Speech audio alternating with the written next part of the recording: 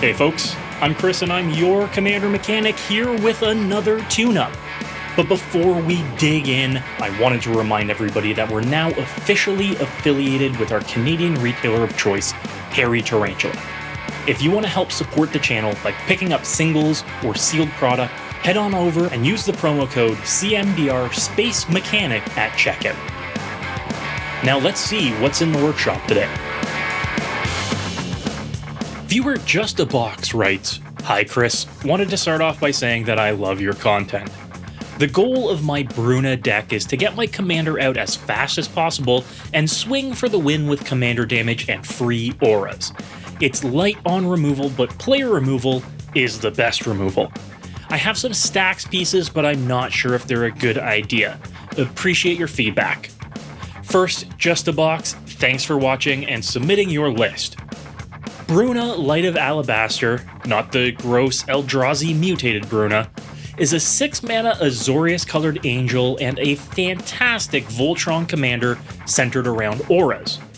Being a 5/5 flying vigilance body for 6 mana is a great rate on its own, but there's a whole text box here to explore. When Bruna attacks or blocks, you get to... wait, am I reading this right? Cheat in any number of auras from your hand or graveyard attached to Bruna? Yes, Bruna does one of the most broken things in Magic, cheating spells.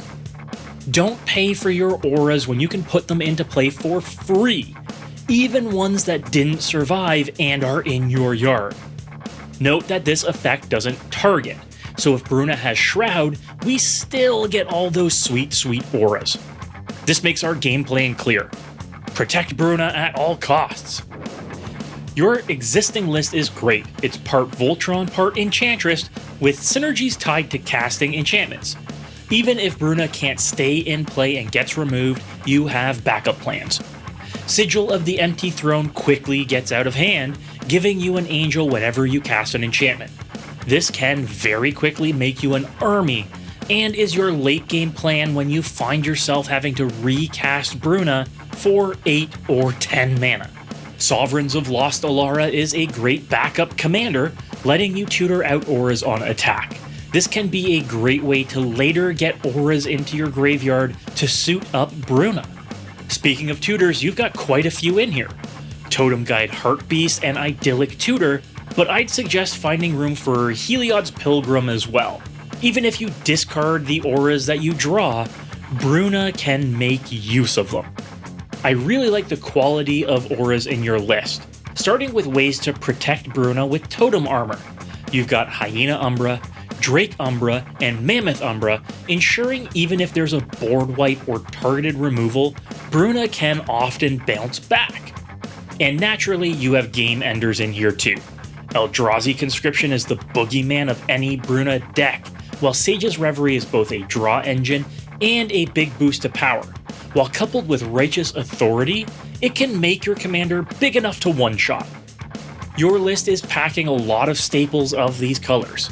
Smothering Tithe, Teferi's Protection, and Rhystic Study, pieces that are just solid includes in any list in blue and white. That gives us a great start and helps us very quickly grow to match and exceed the table. With that being said, there are a few head scratchers here. Auras that I don't really see doing a lot due to their costs or the benefits that they convey.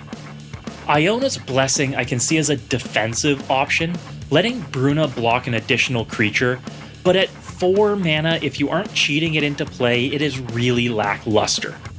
Invocation of Saint Traft is just okay. You have Geist of Saint Traft in the 99, but the big benefit to Geist is the hexproof, meaning it's easier to make the Geist attack and not immediately die to a chump block. Azor's Elocutors is a bit of a head scratcher here too. Personally, I don't think it's necessary to the list, especially taking up valuable room at the 5 mana mark. Speaking of creatures, you're lacking a bit in the suit 'em up department. I get that there's a lot of prep ahead of Bruna, but only having 13 creatures in the deck makes it more difficult to have a backup plan. Let's get that number up above 15 ideally, so you've got bodies to put auras on if Bruna isn't able to come down. I'd also like to improve the quality of some of your counter magic.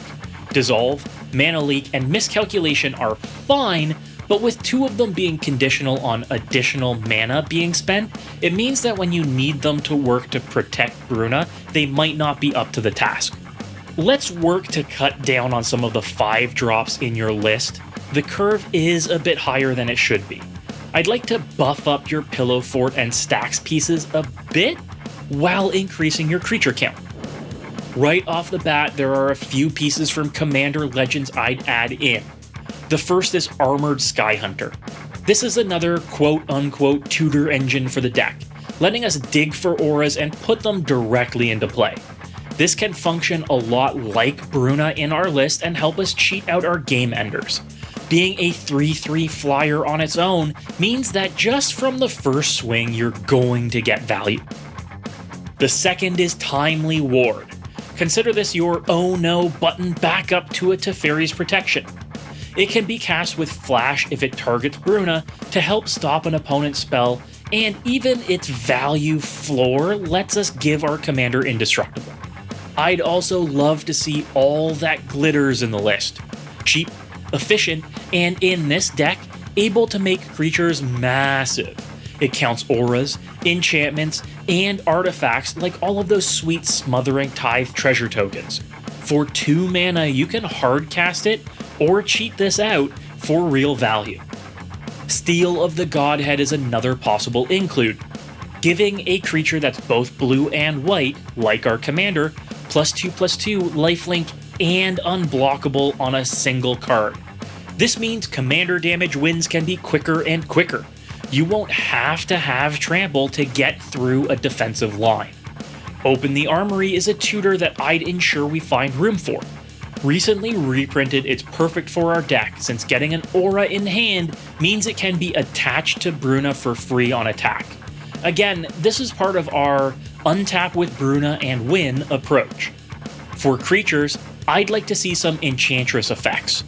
Umbra Mystic, Core Spirit Dancer, and SRAM Senior Edificer are all ways to up the value of each and every aura, drawing cards or protecting our creatures. While Core Spirit Dancer makes a great alternate target for auras, so does Danitha Capuchin Paragon. She ensures your auras cost less and comes baked in with a few keywords, upping the value of every aura you attach to her. I'd also include Starfield Mystic, helping to make all enchantments cheaper to cast and ensuring that you get a bulky body if someone is able to destroy your auras or enchantments. Lastly, for creatures, I'd recommend an odd one, Crashing Drawbridge. This artifact creature is a great colorless way to give our commander haste. Coming down nice and early, it ensures as soon as we resolve a Bruna, we can get punchy right away. Now, I mentioned upping your Pillow Fort. There are 2 inclusions I'd highly recommend, Ghostly Prison and Sphere of Safety. Combined with your auras and enchantments, there is no way opponents could ever afford to attack you. Who needs to be defensive with your creatures when you can be defensive with your enchantments? Lastly, we talked about your interaction. Right now, much of it is conditional protection, counter spells that can be ignored with enough mana. Let's change that to hard counters instead. These conditional counters are okay early game, but late game they fall off. It's where you want to avoid really getting set back. So keeping it budget, there's Negate, Arcane Denial, and even classic Counterspell. These all ensure you can deal with a threat to your commander's safety before you can suit her up. Many of these can just harmlessly slot in place of the conditional counters. I'd also recommend Narset's Reversal. It's just too good not to include in any list that can run it, especially while it's still only about $5. For upgrades, we'll want to ramp up some of the synergies we discussed. Better counter magic, ideally free spells, are going to be important. This allows you to tap out to cast Bruna while keeping her alive for a turn cycle. Fierce Guardianship and Pact of Negation should be heavily considered. These options let you just shrug off anything that would harm Bruna. Swan Song 2 is just a single mana to hard counter any non-creature spell that would threaten your game plan. Yes, it makes a blocker that gets in Bruna's way, but we can easily steamroll a puny 2/2. Enlightened Tutor is also high on the priority list. Not only can it get you an aura, but any artifact or enchantment straight to the top of your library at instant speed.